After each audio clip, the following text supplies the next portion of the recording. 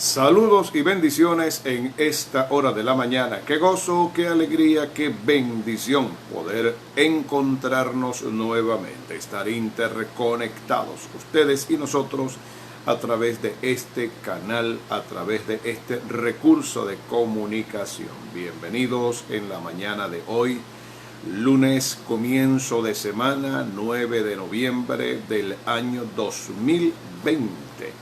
Bendito sea el nombre del Señor para siempre. A Dios sea toda la gloria y la honra por la oportunidad maravillosa que nos concede de poder estar de pie, de poder respirar el aire de un nuevo día y poder contemplar un hermoso amanecer. Bienvenidos a nuestra escuela de discipulado de reino, discipulando a las naciones de la tierra. Si es la primera vez que usted se conecta con nosotros, queremos darle nuestra más calurosa bienvenida a esta escuela de entrenamiento ministerial, esta escuela de entrenamiento espiritual. Si usted es un ministro, apóstol, profeta, evangelista, pastor, maestro, salmista, intercesor, adorador, bienvenido en el nombre de Jesús. Y si usted ya es un estudiante que con frecuencia se conecta con nosotros, le queremos dar la bienvenida también en el nombre del Señor Jesucristo. Sean todos bienvenidos en esta preciosa y hermosa mañana. Vamos a continuar con nuestra escuela de discipulado de reino y hoy responde la lección número 7 acerca del tema 4 procesos para caminar en la unción de Dios. 4 procesos para caminar bajo la unción, para caminar bajo la presencia extraordinaria, maravillosa, la presencia gloriosa de la unción, la habilitación, el manto, la gracia, el favor, el respaldo, la evidencia sobrenatural de Dios en la vida de sus siervos, en la vida de sus discípulos, en la vida de los ministros que sirven al Señor. En el libro del profeta Isaías, en el capítulo número 10, encontramos un texto poderoso de la palabra de Dios. Dice la palabra del Señor en Isaías 10:27. Acontecerá en aquel tiempo que su carga será quitada de tu hombro y su yugo de tu cerviz, y el yugo se pudrirá a causa de la unción. Debemos entender que todo ministerio, todo liderazgo y toda actividad espiritual que se desarrolla en la iglesia, por muy grande, por muy relevante que sea o por muy simple que sea, aunque no hay llamamientos ni hay un servicio simple, es solamente una forma de poder equiparar, de poder de alguna manera clasificar lo que hacemos para el Señor. Debemos entender que necesitamos con urgencia hoy en día hombres y mujeres que sirvan al Señor de corazón, pero que lo hagan bajo el respaldo, bajo la nube, bajo la aprobación, bajo señales y evidencias sobrenaturales que confirmen el llamado de Dios. En el libro de los Hechos de los Apóstoles, en el capítulo número 6, cuando surgió la disputa interna en la iglesia con respecto a la atención de las viudas de los griegos y de los hebreos, en medio de esta disputa, los apóstoles del Señor Jesucristo, por medio de una palabra de ciencia, de conocimiento, de revelación divina bajo un diseño celestial, establecieron una norma o establecieron una solución. Dice la palabra del Señor en Hechos capítulo 6, en el versículo número 3. Buscad pues, hermanos, de entre vosotros a 7 varones de buen testimonio, número 1, llenos del Espíritu Santo, número 2, y llenos de sabiduría, a quienes encarguemos de este trabajo. Distribuir la alimentación, distribuir los alimentos, distribuir las atenciones de las necesidades básicas de las viudas de los griegos y de los hebreos, requería como regla, como requisito sin qua non, que los 7 diáconos, los primeros diáconos que fueron elegidos dentro del seno de la iglesia primitiva, una de las características resaltantes es que tenían que ser hombres llenos del Espíritu Santo de Dios. Lamentablemente, hoy en día, el énfasis en los ministerios tiene más tendencia a resaltar las habilidades, tiene más tendencia a resaltar los conocimientos académicos, tiene más incidencia, influencia, nos inclinamos más por aquellas personas que están quizás mejor dotadas o capacitadas, pero lamentablemente este requisito de Hechos capítulo número 6, de personas llenas del Espíritu Santo, hoy no está siendo considerado de manera prioritaria o de manera especial, aunque fue un requisito indispensable en el primer siglo de la era cristiana dentro de la iglesia apostólica. Creo que debemos reenfocarnos, debemos volver al diseño original, creo que debemos de alguna manera hojear un poco más o mejor las palabras de las Sagradas Escrituras y mirar aquellas cosas que funcionaron, dieron grandes resultados, si nosotros en pleno siglo XXI queremos ver los mismos resultados y queremos ver los frutos, queremos ver la cosecha de almas y queremos ver multitudes rendidas a los pies de Jesucristo. En el segundo libro de los Reyes, que es nuestro texto de referencia, es el marco de referencia en el cual estamos sustentando nuestra enseñanza, encontramos a Elías y a Eliseo. Elías y Eliseo están a punto de ser de alguna manera separados. El Señor le ha anunciado con anticipación al profeta Elías que debe ser llevado a la presencia del Señor. Su ministerio en la tierra ha llegado a un final feliz. Elías debe retirarse con honores. Elías entiende y comprende que su permanencia en la tierra ha llegado a su final. Todo ministerio tiene un punto de inicio y todo ministerio tiene un punto de término. No hay ministerios eternos. Por eso, endiosar a los hombres, endiosar los ministerios, endiosar la unción, endiosar a las personas es un error que la iglesia ha cometido durante muchísimos siglos y no debe ser de esta manera. Elías entendió que su tiempo había llegado, que ya lamentablemente había finalizado su carrera ministerial y era hora de ceder el puesto, era hora de abrir la puerta, era hora de darle la oportunidad a un nuevo ministerio, a un nuevo profeta, a un nuevo discípulo. Así que Elías no se enquista, no se engancha, no se encapricha en permanecer siendo la cabeza del ministerio profético de la época. Comprende que ya debe soltar el manto, que debe ir a la presencia del Señor y se ha dedicado en formar durante aproximadamente 14 años a un profeta sustituto en su lugar llamado Eliseo. Qué enseñanza tan grande para usted que me está viendo en este video, que es un ministro de Dios, es un apóstol, es un profeta, es un evangelista, pastor o maestro. Debemos comenzar a formar a un sustituto. Debemos comenzar a formar a alguien que ocupe nuestro lugar. Todo hombre de Dios, todo hombre con una verdadera visión, todo hombre con un espíritu paternal, todo ministerio que entiende verdaderamente la dinámica del reino de Dios, debe entender que si no deja un sustituto, si no va preparando a un Eliseo, si no va formando a un Timoteo como Pablo formó a Timoteo, si no vamos lamentablemente allanando el camino para que aparezca un Josué, así como lo hizo Moisés, los 12 apóstoles, así como lo hizo Jesús, cuando no hay un sustituto, cuando no hay un hombre formado, cuando no hay una mujer formada, cuando no hay a quien delegarle, cuando no hay a quien transmitirle el manto de la unción, el manto ministerial, Los ministerios comienzan a experimentar puntos de quiebre y el día que el ministro, el día que el pastor, el día que el apóstol, el día que el líder no está presente, lamentablemente nada funciona y las cosas se detienen de manera abrupta.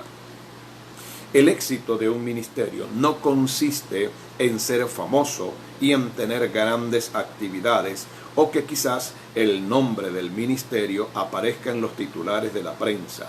El éxito de un ministerio consiste en formar a alguien, delegar responsabilidades para que otros sean formados, otros sean instruidos, otros sean capacitados y de esa manera la visión, el llamado y el ministerio tenga su continuidad en esta tierra. Así que vemos 4 lugares por los cuales Eliseo y Elías tienen que pasar. En primer lugar aparece Gilgal, en segundo lugar aparece Betel, en tercer lugar aparece Jericó y en cuarto lugar aparece el Jordán. Estamos estudiando cada uno de estos detalles de manera específica y tratando de mirar, discernir el contenido y la enseñanza profética que estos 4 lugares geográficos representan para el discípulo, para la discípula, para el líder, para el creyente de hoy en día. En primer lugar pasan por Gilgal. Recordamos en las clases pasadas que Gilgal significa el lugar del oprobio. Según la escritura, según la palabra de Dios en el libro de Josué, en el capítulo número 5, en el versículo número 10 y en el versículo número 11, en Gilgal el pueblo de Israel fue circuncidado. Era necesario que el pueblo entrara en pacto, era necesario que el pueblo entrara en un tiempo de santificación, purificación y limpieza, que fuesen deslastrados de la contaminación de Egipto y de toda la situación que se vivió en el desierto. Están a un paso de entrar a la tierra prometida y están a un paso de tomar la primera ciudad inexpugnable que se encontraba en el camino llamada Jericó. Antes de la conquista, antes de preparar y de entrenar al ejército para la conquista de Jericó, fue necesario pasar por Gilgal, el lugar de la circuncisión, el lugar donde fue cortado el prepucio de los hombres de Israel, el lugar donde entraron en pacto. Gilgal representa para el creyente la circuncisión del corazón.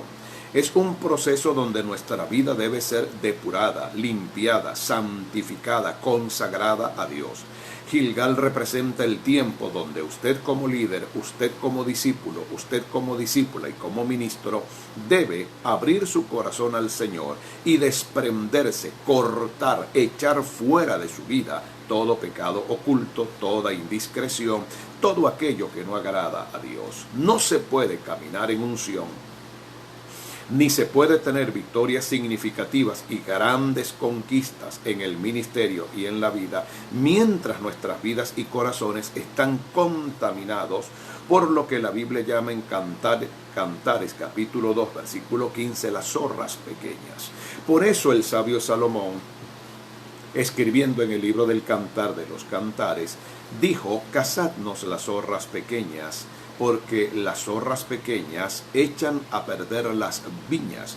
Las pequeñas indiscreciones, las moscas muertas, el coquetear con el pecado, el guardar en el corazón sentimientos dañinos, el guardar en el corazón intenciones incorrectas, el hacer las cosas para Dios de manera de recibir el aplauso y la aprobación de los hombres, son cosas que debemos circuncidar en el corazón. Estar en la obra de Dios y en el ministerio con sentimientos negativos, con contaminación del corazón, siendo creyentes un día y luego siendo personas no creyentes al siguiente día, siendo cristianos solo el día que nos corresponde ministrar, el día que nos corresponde estar en el altar, el día que nos corresponde estar frente al público guardando las apariencias, es algo que debemos circuncidar. Gilgal representa un lugar donde usted debe tomar actitudes, debe tomar decisiones, debe tomar compromisos serios, radicales, contundentes con Dios. No se permiten las medias tintas, ni se permite tampoco que usted sea una persona ambivalente o inconstante. Si usted quiere un ministerio de poder, de trascendencia, quiere ver multiplicación, quiere ser un ganador de almas, quiere ser un padre de multitudes, quiere convertirse en una persona con un ministerio influyente en medio de su congregación y de su comunidad, debe comenzar en primer lugar a pasar por Gilgal. El segundo lugar por el cual pasan Elías y Eliseo se llama Betel. Betel significa la casa de Dios, es el lugar del encuentro con Dios, es el lugar de la revelación, es el lugar de las experiencias, es el lugar de la adoración, es el lugar donde Dios se convierte para nosotros en la persona más importante. Las palabras del patriarca fueron las siguientes: ciertamente este lugar es casa de Dios y puerta del cielo. Este lugar es tremendo, es terrible y yo no lo sabía.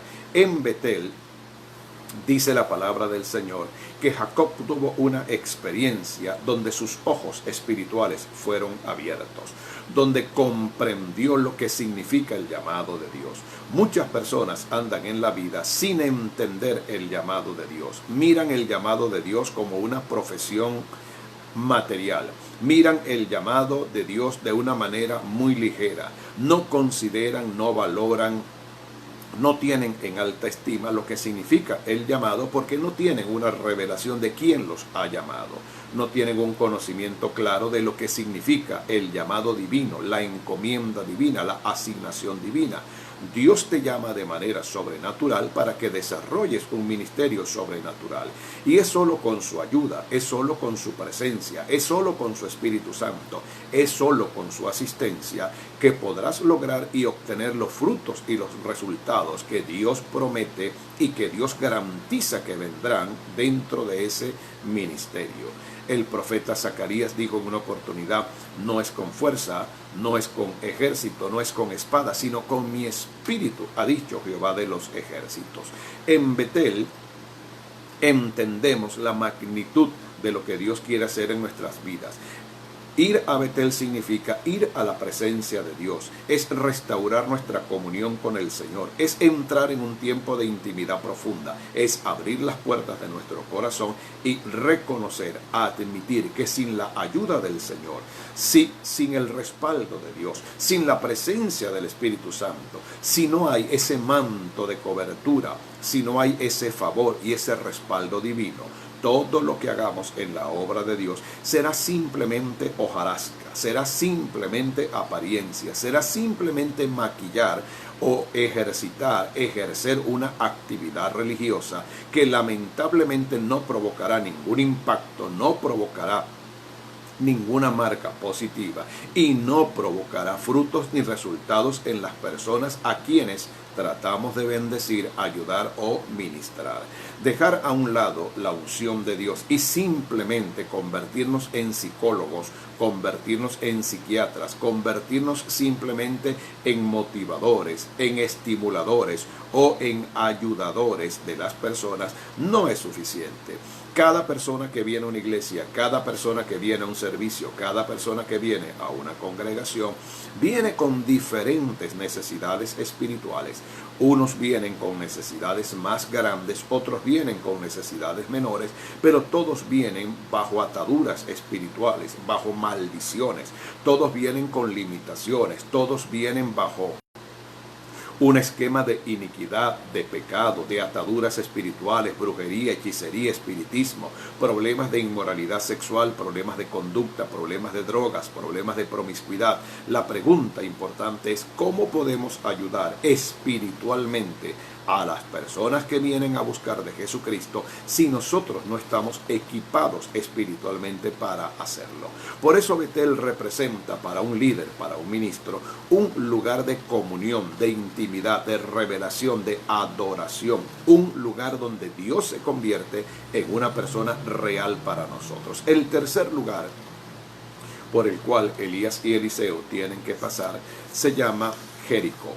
Jericó es un tema importante. Es una ciudad amurallada, una ciudad fortalecida y una ciudad donde los habitantes de Jericó consideraban que era imposible que alguien pudiese penetrar. Es el primer obstáculo que Israel consigue en el avance dentro de la tierra prometida. Jericó representa el lugar de la guerra espiritual. Jericó representa el lugar de la resistencia espiritual. Es el lugar donde se libran las grandes batallas. Es el lugar donde se pelean los conflictos más importantes. Es el lugar donde usted tiene que desarrollar una capacidad espiritual. Tiene que desarrollar un nivel de fe. Tiene que desarrollar un nivel de madurez espiritual. Debe ser entrenado en cuanto al tema de la guerra espiritual. Debe ser entrenado en cuanto al tema de la conquista. En usted se debe desarrollar un carácter fuerte, un carácter firme. Jericó es el lugar donde morimos a los sentimientos. Es el lugar donde dejamos a un lado nuestra parte afectiva. Es el lugar donde dejamos de lado nuestra manera humana de pensar. Es el lugar donde somos entrenados como soldados, como tropa de asalto. Es la cabeza de playa donde debemos penetrar de una manera agresiva, de una manera insistente. Jericó es el lugar donde se forma el ejército de Dios. Es un lugar de alto entrenamiento estratégico. Jericó es el lugar donde aprendemos y entendemos que solo bajo la cobertura de Dios, solo bajo la cobertura del Espíritu, solo tomando la armadura de Dios, podemos avanzar en el nombre de Jesús. Muchos ministerios han pasado por Gilgal, han pasado por Betel, pero cuando llegan a Jericó, lamentablemente allí se quiebran, allí se detienen, allí caen en frustración, allí caen en incertidumbre, en bipolaridad, en depresión espiritual. No entienden y no comprenden por qué, queriendo hacer la voluntad de Dios y queriendo servir a Dios, lamentablemente enfrentan tanta oposición, enfrentan tanta resistencia, tanta persecución, enfrentan tanta adversidad. Jericó es un lugar donde todos debemos pasar. Jesús pasó por su Jericó y el lugar de Jericó de Jesús se llamó el huerto de Getsemaní. Allí libró una gran batalla espiritual contra los demonios, los espíritus inmundos, la duda, el temor. Enfrentó sus propios sentimientos, sus propias emociones, enfrentó sus propios miedos. Por eso cuando oró en Getsemaní, lo hizo con tal nivel de agonía, con tal nivel de presión, que el propio Señor Jesucristo le dijo al Padre: Padre, si es tu voluntad, pase de mí esta copa, pero no se haga mi voluntad sino la tuya. Minutos antes conversó con Pedro, Juan y Jacobo y les dijo: mi alma está muy triste hasta la muerte. En Jericó es donde se forma el carácter del guerrero y de la guerrera de Dios. Si hoy estás pasando por Jericó, si hoy estás enfrentando grandes pruebas, si hoy estás enfrentando grandes luchas en tu vida, en tu hogar, en tus finanzas, en tu salud, si hoy estás en un punto donde sientes que el ministerio no ha avanzado, no ha crecido, no has tenido conquistas significativas, no has tenido avances importantes en la vida, no te desanimes, estás pasando por Jericó. Jericó nos enseña y nos dice que no somos nosotros los que peleamos la batalla, es el Señor quien la pelea a nuestro favor. Por eso Moisés en el capítulo 14, versículo 14 del libro del Éxodo, dice la Biblia: el Señor peleará por nosotros y nosotros estaremos tranquilos. Necesitamos pasar por Jericó para que en Jericó nuestro entendimiento espiritual, nuestra capacidad de ver el mundo espiritual se afine. Jericó es el lugar donde recibimos diseños, estrategias, donde recibimos revelación, donde el Señor nos muestra y nos indica cómo debemos hacer las cosas, cómo debemos enfrentar a nuestros enemigos. Esto no se trata de una guerra o de una lucha de dimensiones humanas. Esto no tiene que ver con simple motivación humana. Esto no tiene que ver con leer libros motivacionales, tomar antidepresivos, tomar vacaciones, abandonar el ministerio, oxigenarnos y luego regresar. Esto no se trata de un empleo en una oficina gubernamental. Esto se trata de una guerra insistente, una guerra permanente. Esto se trata de un conflicto 24 horas al día contra los principados, las potestades, los gobernadores de las tinieblas de este siglo y las huestes espirituales de maldad en las regiones celestes. No permita por ninguna causa que frente a Jericó usted se retire. No permita por ninguna causa que frente a Jericó usted deserte y abandone el lugar, el llamado y el ministerio. Si hoy está pasando por Jericó, simplemente entienda y comprenda. Es parte del proceso, es parte del crecimiento, es parte de la estrategia y de la dinámica de Dios para que usted, una vez que venza, una vez que conquiste, una vez que penetre, una vez que entre a Jericó y reciba la victoria que el Señor le ha prometido, usted reconozca que toda la gloria, toda la honra y toda la alabanza es para el Señor. Note por favor la manera gradual como estos lugares nos van hablando, nos van diciendo y nos van haciendo un diagnóstico espiritual de las cosas que debemos aprender, las cosas que debemos dejar, las cosas de las cuales debemos deslastrarnos y las cosas que debemos tomar como herramientas espirituales de crecimiento y herramientas para la activación del ministerio. Pasamos por Gilgal, el lugar de la circuncisión, luego vamos a Betel, el lugar de la revelación, la intimidad, la adoración, el lugar donde aprendemos a conocer en su dimensión correcta a Dios quien nos ha llamado y a Dios quien es el proveedor de la unción. Luego pasamos por Jericó, el lugar de la guerra, el lugar de los conflictos, el lugar donde nuestro carácter es formado, el lugar donde nuestros músculos espirituales son activados, el lugar donde nos desarrollamos y entendemos contra quién es la guerra, contra quién estamos luchando, contra quién estamos peleando y lo que hay de por medio dentro de ese llamado. Y finalmente, dice la palabra del Señor en el segundo libro de los Reyes, en el capítulo número 2. En el versículo número 6, Elías le dijo: te ruego que te quedes aquí, porque Jehová me ha enviado al Jordán. Y él dijo: vive Jehová y vive tu alma, que no te dejaré. Fueron pues ambos. Cuando hablamos del río Jordán, inmediatamente viene a nuestra memoria, inmediatamente viene a nuestra mente el bautismo de Jesús. El río Jordán es el mismo río que tuvieron que atravesar Josué y todos los valientes, toda la generación que salió del desierto después de 40 años de andar dando vueltas en el desierto en Cades Baranea. El Jordán significa aquel que desciende, aquel que baja. Así que cuando hablamos del Jordán, estamos hablando no solamente de un río, estamos hablando de una actitud del corazón. Estamos hablando de un punto y de un nivel donde nuestra vida debe ser sometida total y completamente a Dios. El bautismo representa para el creyente no solamente el acto de ser sumergido en las aguas. Para que usted pueda ser bautizado, usted primero tiene que descender al agua. Usted tiene que descender inmediatamente al sitio donde va a ser bautizado. Quiero aprovechar la oportunidad para saludar en Milano, Italia, a nuestra hermana Moralvia Egle de Mastroeni. Saludos, hermana Moralvia, allá en Italia, Europa, en Milano. Saludos a tu amada familia. Te bendecimos en el nombre del Señor Jesucristo. Esperamos que esta palabra sea de gran bendición y de gran inspiración para tu vida. Cuando hablamos del Jordán, estamos hablando del lugar del bautismo, pero hemos dicho que para poder ser bautizados, usted tiene que descender al agua. Para ser sumergido en las aguas, usted tiene que descender a las aguas. Así que este paso de Elías y Eliseo por el Jordán significa que la unción es para aquellos que tienen una actitud humilde, que aprenden el arte, aprenden el secreto de ser humildes ante la presencia de Dios.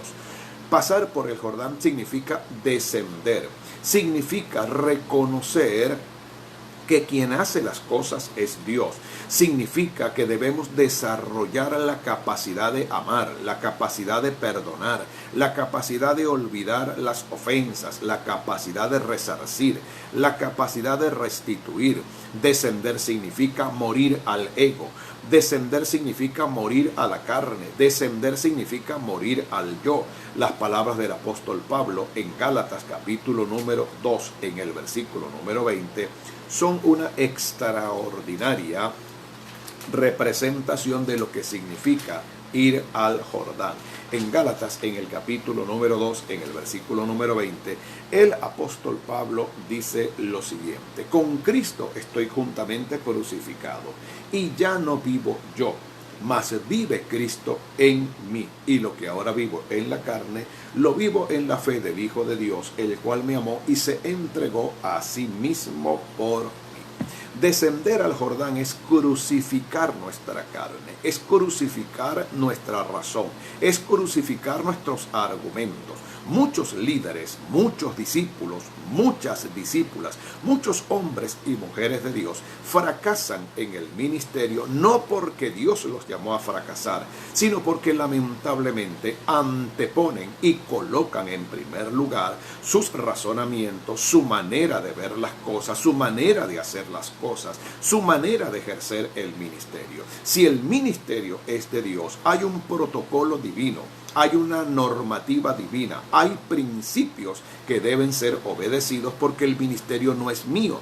Yo no pastoreo a mi manera, yo no canto a mi manera, no adoro a mi manera, no adoro con las canciones que a mí me gustan, con los tonos que a mí me gustan. Si yo quiero diezmar, diezmo; si no quiero diezmar, no diezmo; si quiero ofrendar, ofrendo; si no quiero ofrendar, no ofrendo. Oro cuando se me antoje, cuando me provoque, cuando tenga ganas, cuando tenga disponibilidad, cuando me sobre el tiempo. Esa clase de ministerios nunca han pasado por el Jordán. En el Jordán Jesús descendió.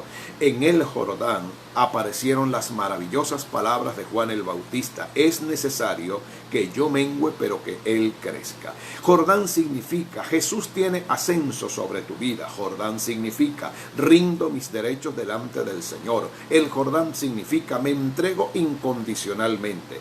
El Jordán significa debo morir para que una vez que sea sumergido en las aguas del Jordán, cuando salga de allí, salga total y completamente transformado por el poder del Señor. Un hombre y una mujer, un ministro y una sierva de Dios, un discípulo y una discípula que no pase por el Jordán va a encontrar serios problemas dentro del ministerio. Lo peor que le puede ocurrir a alguien es tener una gran unción sin haber muerto para Jesucristo. Tener una gran unción, tener un gran don, tener una gran habilidad, tener un gran ministerio, con un corazón no crucificado, con una vida no entregada, con un corazón lleno de orgullo, de soberbia, de prepotencia, de altivez y de arrogancia, donde reconocemos que lo hacemos nosotros y que los méritos nos pertenecen y que la gloria es nuestra, se va a convertir en un prejuicio y se va a convertir lamentablemente en un problema para el cuerpo del Señor Jesucristo. Ir al Jordán es descender. Ir al Jordán es decir, yo ya no vivo. Ir al Jordán significa, si tú no lo haces, Señor, yo no puedo. Ir al Jordán significa que después de los grandes éxitos, las grandes respuestas a las oraciones, después que la gracia y la unción de Dios han sido impartidas y el pueblo ha sido sanado, las almas han sido salvadas, la gloria ha sido derramada, con humildad de corazón y con lágrimas en los ojos, debemos reconocer que la gloria y la honra es solo para Dios. Necesitamos ir al Jordán constantemente.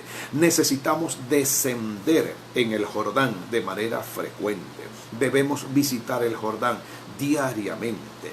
Debemos entregar en el nombre de Jesús toda nuestra toda nuestra prepotencia, nuestro ego. Debemos en el nombre de Jesús ir a la cruz de manera frecuente, insistente y decirle: Señor, la gloria y la honra es solamente para ti. La famosa oración de Saulo de Tarso camino a Damasco. ¿Quién eres, Señor? ¿Y qué quieres que haga para ti? Pasar por estos 4 lugares entonces nos dan una clara señal y una clara evidencia de cómo debemos prepararnos para caminar en la unción de Dios. Gilgal, el lugar de la circuncisión donde el corazón debe ser circuncidado. Betel, lugar de revelación, el lugar donde tenemos una visión y una revelación correcta de la persona de Dios, conociendo realmente quién nos ha llamado, entenderemos y conoceremos qué es lo que tenemos que hacer para la gloria del Señor. Luego viene Jericó, el lugar de la guerra espiritual, el lugar donde usted es desarrollado, entrenado y capacitado para ser un soldado. En Jericó usted aprende a usar las herramientas espirituales, usted aprende a ser desarrollado como un guerrero de Dios, aprende a enfrentar sus batallas más hostiles, más recias y más fuertes de rodillas, en oración, en ayuno, buscando insistentemente el rostro de Dios. Por eso es necesario que vengan las pruebas, por eso es necesario que vengan los conflictos, por eso es necesario que vengan las crisis de la vida, porque las crisis te llevan a Jericó, y en Jericó tú aprendes a depender más de Dios, menos de tu familia, menos de tu esposo, menos de tu cuenta bancaria, menos de tu tarjeta de crédito y menos de tu empleo o de tus entradas económicas. Jericó es un lugar donde Dios y nosotros y Dios libramos una batalla en conjunto, en perfecta armonía y unidad espiritual. Y finalmente, el Jordán, el lugar donde descendemos, el lugar donde colocamos una mejilla para que nos golpeen la otra, el lugar donde aprendemos a hacer silencio, el lugar donde aprendemos a no defendernos y permitir que sea el Espíritu Santo quien nos defienda, el lugar donde no nos justificamos, dejamos que sea la justicia de Dios la que obre, el lugar donde aprendemos a amar a la gente, el lugar donde aprendemos a soportar a la gente, el lugar donde aprendemos que somos siervos y somos siervas voluntarios al servicio de Dios. Y la palabra siervo o la palabra sierva del griego doulos significa un esclavo que se somete voluntariamente a la voluntad de su amo o de su señor. Los verdaderos doulos, los verdaderos siervos y las verdaderas siervas entienden y comprenden que voluntariamente nos hemos sometido como esclavos al Señor, rendidos ante Él, para que Él obre en nuestras vidas y nuestras vidas sean una bendición y una inspiración de Dios. Hemos llegado al final de esta clase de hoy. Esperamos que sea de gran bendición. Nuestra sugerencia humilde, amorosa, es que usted comparta este video con toda su lista de contactos a través del Messenger y que lo reenvíe a otras naciones de la tierra. Recuerde, volveremos a encontrarnos el día miércoles a partir de las 9 de la mañana en otra entrega de la Escuela de Discipulado de Reino. Les cubrimos con el poder de la sangre de Jesucristo. Les bendecimos en el nombre del Señor Jesús. Si usted no puede vernos en vivo, en tiempo real, suscríbase a nuestro canal de YouTube. Simplemente necesita una cuenta de Gmail y a través de esa cuenta de Gmail puede entrar a YouTube y suscribirse gratuitamente en nuestra escuela de discipulado y accesar a todo nuestro material. Que tenga un día lleno de grandes bendiciones, que la unción de Dios le llene, le unja, le revista y le use de manera sobrenatural. Y recuerde estos 4 lugares, estos 4 procesos por los cuales tuvo que pasar Eliseo.